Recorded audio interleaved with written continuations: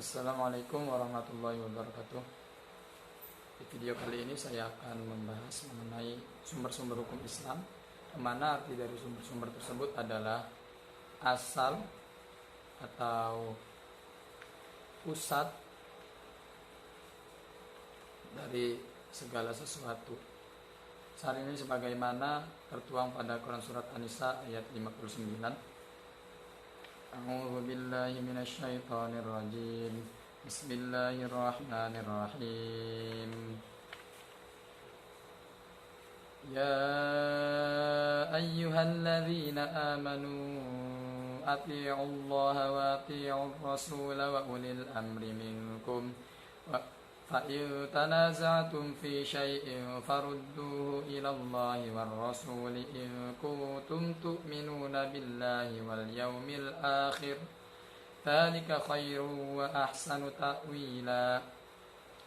Yang artinya, Ya ayyuhalladzina amanu, wahai orang-orang yang beriman, ati'ullaha, kalian taatilah Allah, wa ati'ur rasula, dan kalian taatilah Rasul, wa ulil amri minkum, dan orang-orang yang memiliki kekuasaan atau pemerintah dalam kata ini, orang yang memiliki wewenang di antara kalian.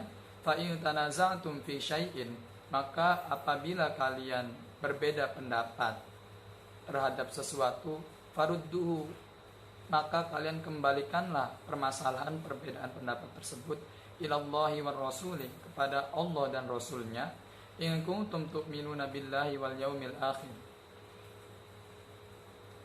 jika kalian adalah orang-orang yang beriman kepada Allah dan kepada hari akhir, karena dzalika khairun wa ahsanu ta'wila, hal yang demikian itu lebih baik bagi kalian dan akibatnya pun akan menjadi lebih baik.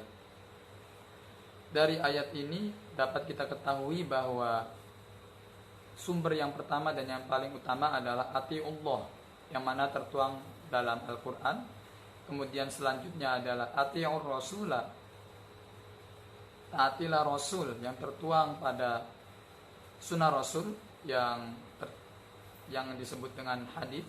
Wa ulil amri minkum, dan orang-orang yang memiliki wewenang di antara kalian, pemerintah atau ijtima ataupun ijtihad. Dengan demikian, sumber-sumber hukum dari yang terpenting, yang pertama adalah Al-Quran, yang kedua yaitu sunnah ataupun hadis, dan yang ketiga itu adalah ijtima, ijtihad, qiyas. Baiklah, yang pertama adalah Al-Quran. Al-Quran adalah wahyu yang Allah turunkan kepada Nabiullah Muhammad SAW melalui malaikat Jibril, yang fungsinya adalah sebagai pedoman hidup manusia. Hal ini tercermin pada Quran Surat Al-Baqarah ayat 185. A'udzubillahi minasyaitonirrajim. Bismillahirrahmanirrahim. Syahrul Ramadan alladzi unzila fihi al-Qur'ana hudan lin-nasi wa bayyinatin minal huda wal furqan. Al-ayah.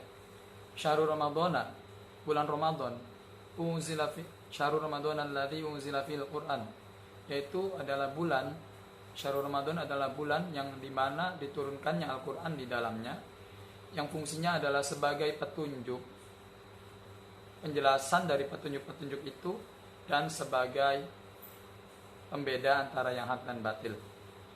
Dengan demikian, fungsi Al-Quran antara lain adalah sebagai petunjuk bagi umat manusia, kemudian sebagai penjelasan dari petunjuk-petunjuk tersebut, kemudian adalah sebagai pembeda yang hak dan batil. Yang kedua yaitu adalah Al-Hadis, yang mana Al-Hadis adalah segala ucapan, perbuatan atau takrir Rasulullah SAW yang diikuti oleh umatnya dalam menjalankan kehidupan sehari-hari. Kedudukan hadis sebagai sumber hukum Islam yang kedua, hal ini tertuang dalam Quran Surat Al-Hasyr ayat 7. A'udzubillahi minasyaitonirrajim. Bismillahirrahmanirrahim. Wa ma atakumur rasulu fakhudhuhu wa ma nahakum anhu fantahu. Yang artinya, wa ma atakumur rasulu fakhudhuhu, apa-apa atau perkara-perkara yang Rasul datangkan kepada kalian, maka kalian terimalah atau kalian ambillah. Wa ma nahakum, dan perkara-perkara yang Rasul larang kalian untuk melakukannya. Wa ma nahakum anhu, perkara-perkara yang Rasul larang kalian untuk melakukannya, fa'tahu, maka kalian tinggalkanlah. Sebagaimana kita ketahui bahwa dua sumber ini sangat relevan, sedangkan fungsi dari hadis antara lain adalah menjelaskan ayat-ayat Al-Quran yang masih bersifat umum atau general, kemudian memperkuat pernyataan yang ada pada Al-Quran, kemudian menerangkan maksud dan tujuan diturunkannya salah satu ayat dalam Al-Quran atau asbabun nuzul. Kemudian yang terakhir adalah menerapkan hukum atau aturan yang tidak disebutkan secara zahir dalam Al-Quran. Nah, tadi di Quran surat Al-Baqarah ayat 185 ada lafaz wa bayyinatum minal huda. Ini adalah salah satu fungsi dari hadis, yaitu penjelasan dari petunjuk yang sudah ada dalam Al-Quran, yang mana ketika di Al-Quran masih terlalu umum, dapat kita perdalam atau kita khususkan lagi dengan merujuk kepada al-hadis. Oleh karena itu, marilah kita senantiasa berpegang teguh kepada kedua sumber hukum ini, sebagaimana sabda Rasul Shallallahu Alaihi Wasallam yang diriwayatkan oleh Imam Bukhari dan Muslim dari Abu Hurairah radhiyallahu an, qala Rasulullah Shallallahu Alaihi Wasallam, taraktu fikum amaraini ma in tamassaktum bihima la tadillu abadan, kitab Allah wa sunnata rasulih. Rasulullah Shallallahu Alaihi Wasallam bersabda, taraktu fikum amraini, aku tinggalkan dua perkara kepada kalian, yang bila mana kalian berpegang teguh kepada kedua perkara tersebut, kalian tidak akan tersesat selamanya. Yang pertama adalah kitabullah, dan yang kedua adalah sunatullah, ay hadis. Tetapi tidak semua hadis dapat kita tiru atau kita praktikkan atau kita implementasikan dalam kehidupan kita sehari-hari. Berikut adalah macam-macam hadis. Yang pertama, dari segi banyak atau sedikitnya orang-orang yang meriwayatkannya.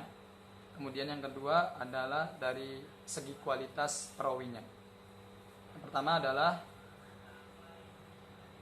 hadis yang berdasarkan dari segi banyak atau sedikitnya orang-orang yang meriwayatkan atau perawinya, terbagi menjadi tiga, yaitu hadis mutawatir, masyhur, dan hadis ahad.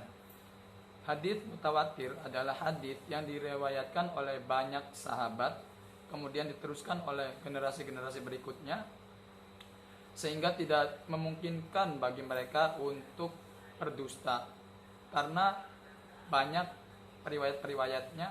Oleh karena itu bisa dikatakan hadis ini adalah hadis yang sangat-sangat dianjurkan. Kemudian yang kedua adalah hadis masyhur, yaitu hadis yang diriwayatkan oleh dua orang sahabat atau lebih yang tidak melebihi jumlah dari derajat hadis mutawatir. Kemudian turun-temurun juga. Dan yang ketiga adalah hadis ahad, yaitu hadis yang hanya diriwayatkan oleh satu atau dua orang saja, sehingga hadis ini tidak mencapai hadis mutawatir ataupun hadis. Tinjau dari segi kualitas perawinya, hadis dibagi menjadi 4. Yang pertama yaitu hadis sahih, hadis yang sahih. Yang kedua yang hasan, yang ketiga yang dhaif, dan yang keempat atau yang terakhir adalah maudhu. Hadis sahih adalah hadis yang diriwayatkan oleh perawi yang terkenal adil, kuat hafalannya, tajam penelitiannya, sehingga sanadnya itu bersambung, tidak terputus dari beliau sampai kepada Rasulullah SAW. Kemudian yang kedua adalah hadis yang hasan, adalah hadis yang diriwayatkan oleh perawi yang adil, tetapi ingatannya tidak sekuat perawi yang hadis sahih. Kemudian sanadnya juga bersambung. Jadi perbedaan yang sahih sama yang hasan adalah karena perbedaan kekuatan ingatan dari perawinya saja. Kemudian yang ketiga itu adalah hadis dhaif, yang artinya adalah hadis yang lemah.